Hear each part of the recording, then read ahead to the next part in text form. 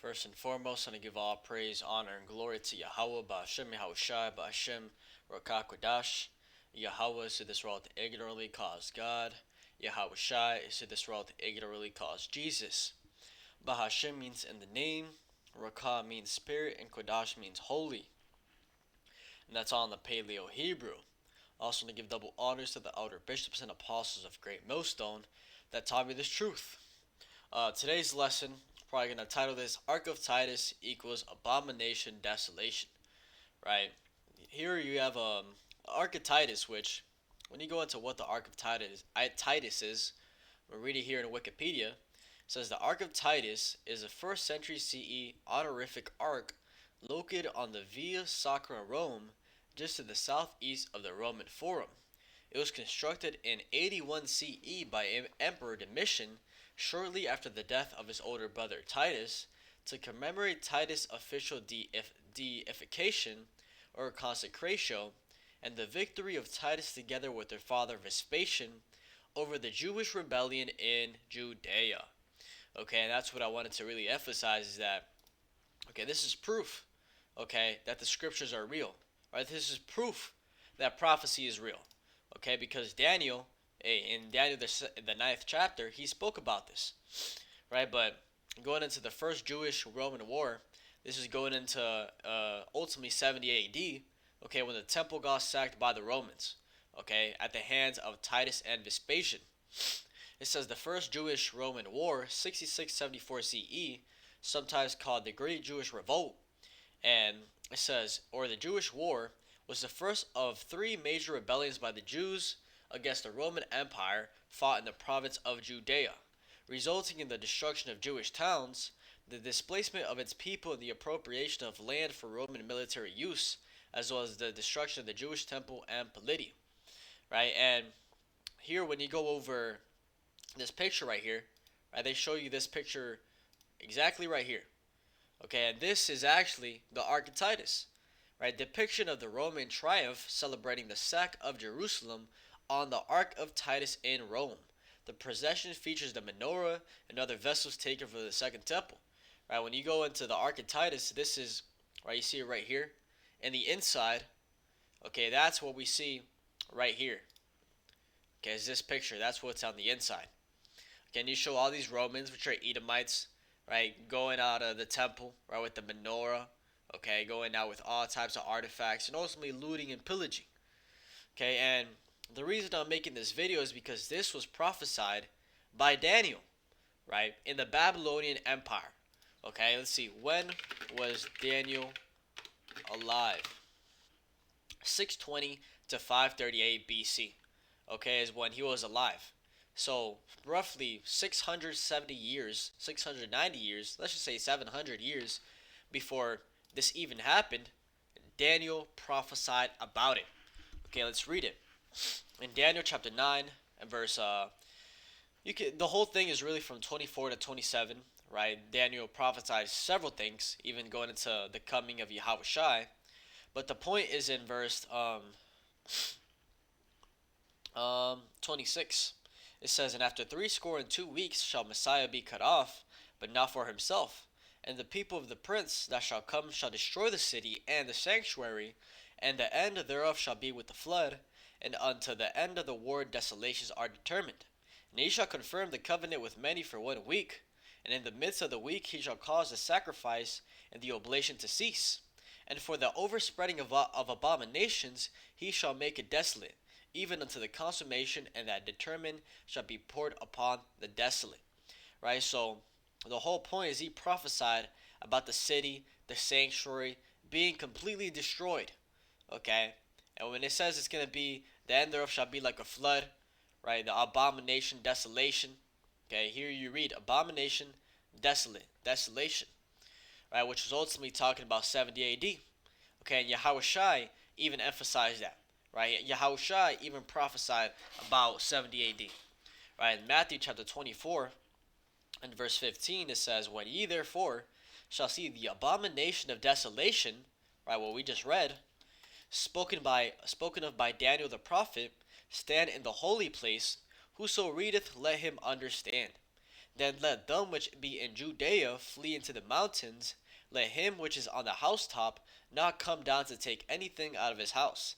Neither let him which is in the field return back to take his clothes. And woe unto them that are with child, and to them that give suck in those days. But pray that your flight be not in the winter, neither on the Sabbath day. Right, going into pray it's not it's like it. Pray it's not on the Sabbath because you're gonna have to rest. Right, pray it's not in the winter because it's gonna be that bad. Right, imagine having to run from Roman soldiers. Okay, while you're knee deep in some snow. Okay, but the point is, okay, this is talking about 70 A.D. The first so-called Jewish Roman War, 70 A.D. Okay, which it happened. Okay, it happened exactly the way it was written, right? Let them which be in Judea flee into the mountains, right? When this happened, majority of Israelites they went into northern and western Africa, right? They pretty much scattered. That's a part of the diaspora, right? We went all over the world, or the Southern Kingdom was over there at the current time. They went all over the world, but they mainly went into northern and western Africa, okay? And they were dwelling there amongst the real Africans, the Hamites, okay? And after a while, they were sold by those real Africans, Hamites, unto the Edomites, so-called Grecians, okay? So-called transatlantic slavery. That's the history of how you had those Negroes, which were Hebrews, okay, in Africa, right? And a lot of people, they always come up with the fact of why did so-called black people sell their own black people, right? Everybody that is black or so-called black, dark skin, it doesn't go back to the same forefather, right? Those in Africa right now that run around chasing lions and all that crazy shit, they go back to Ham, right? The Negroes here in America go back to Shem, right? We are two different bloodlines, and that's why we were kicked out of Africa, right? Not we, but you know what I'm saying, the Southern Kingdom. But let's get another scripture, Luke chapter 21, same thing.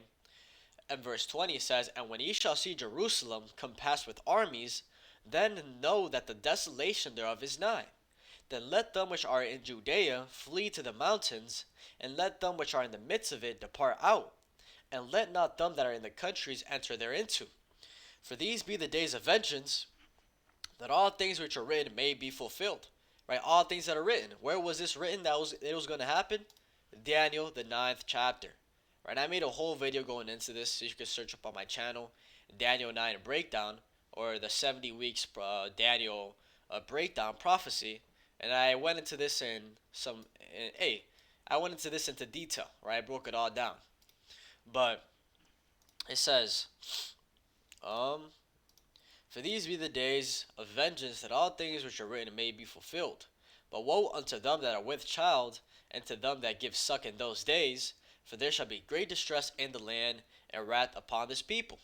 Right? And they shall fall by the edge of the sword, and shall be led away captive into all nations, and Jerusalem shall be trodden down of the Gentiles, until the times of the Gentiles be fulfilled. Right? So we were led away captive into all nations. We were scattered, northern and western Africa.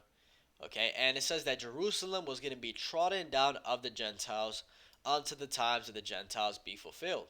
And that's what we see today, right? That's what we see today. Jerusalem is completely trodden down by the Gentiles, these other nations. Right? These people are not the true biblical Jews, right? They are imposters. Okay, and it's prophecy that they were going to be over there in the land being imposters, right? Because the scripture right here proves it. Jerusalem shall be trodden down of the Gentiles. It's going to be inhabited, right? It's going to be ran down by the other nations until the times of the Gentiles be fulfilled. Okay, and we are still in the times of the Gentiles, right? The Gentiles are still ruling. Once Yahushua comes back to set up the kingdom of heaven, okay, that's when the times of the Gentiles is going to be fulfilled, because they are no longer going to be in rulership, right? The Israelites are going to be ruling the earth in righteousness. So, when you look at it, any type of way you look at it, it all goes back to prophecy, right? And this is a concrete evidence, okay, concrete evidence that these things are real. Prophecy is real. You can see it right here slightly, the menorah, just another outside view. We can see right there the menorah, the inside shot. And this is still standing till this day, okay? 70 AD actually took place. Okay, and these types of things help, right? Just solidifying it even more. I think next video I'm gonna go into the Moabite stone. Right? I'll briefly bring it up because this is more proof that the scriptures are 100% or 100% biblically or 100% history on point. Okay, this is a stone they found over there in the east, the Moabite stone, which the Moabites today would be the so-called Chinese, right? But it just goes into how the history of what was happening, right? How the king of Moab, Mesha, was fighting the Israelites. And when you go into Second Kings, they find the same account. But Lord willing, I make a video on this tomorrow or later today. So I just wanted to go into this real quick. Always important to go over the basics, bring out concrete evidence that the scriptures are real. Okay, that's secular history, and just going over it. Okay, so I'll leave it at that. Hopefully this is edifying. With that, to give all praise, honor, and glory to Yahweh, Ba'ashem, Yahushai, Ba'ashem, Rakakodash, and double honors to the outer bishops and apostles of Great Millstone that taught me this truth. Shalom to your elect. Shalom.